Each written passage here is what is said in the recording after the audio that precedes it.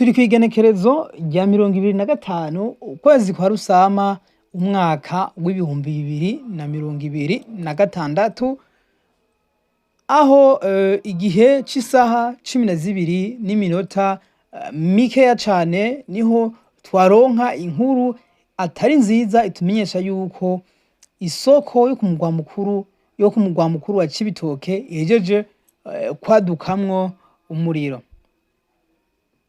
Iryo mwumva ni rya Jewe B Smith aka umwana w'ishamba gisuciye intobera umuravumba vyanka ndondera sukunoba n'ayandi menshi. Narababwiye yuko tutazohengeshanya kubandanya tubashikiriza amakuru agiye atandukanye avugwa mu gihugu cacu ciza c'u Burundi ndetse no hanze y'igihugu cacu kuko ni navyo twiyemeje.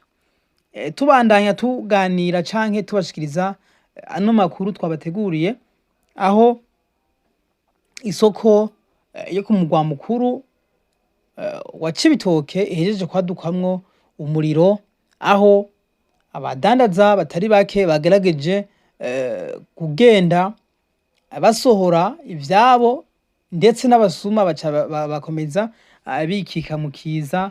Murabizi neza yuko iyo hadutse umuriro mu isoko canke hadutse ikindi kintu bamwe barabihomberamwo abandi nabo ugasanga bariko bagenda bavyungukiramwo. Ivyo vyama vyabaye ariko iyo soko imaze kwadukamwo umuriro ndamesha yuko gushika n'ubu bataramenya icatumye uwo muriro waduka ndetse n'ivyashoboye kononekara n'ivyashoboye kononekarira muri uwo umuriro. Ibi bikaba bibaye inyuma y'indwi zirenga zibiri isoko yo muri zone Kinama nayo nyene yadutsemwo umuriro.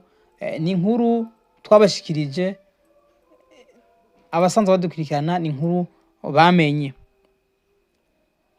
Ariko rero abenshi bagenda basaba yuko amasoko yogenda akingirwa cane gusumba uko biri.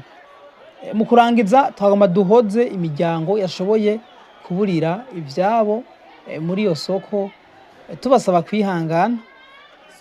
Imana ntiyabahevye, ndizera neza yuko bigiye kugenda neza. Reka tubasabe mukomeze gukora partage, share ndetse na commentaire kugira ngo tubandanye twagura umuryango, n'abatarakora subscribe ko boyikora kugira ngo dukomeze kuguma twagura umuryango w'Ikirere Media naho ubutaha.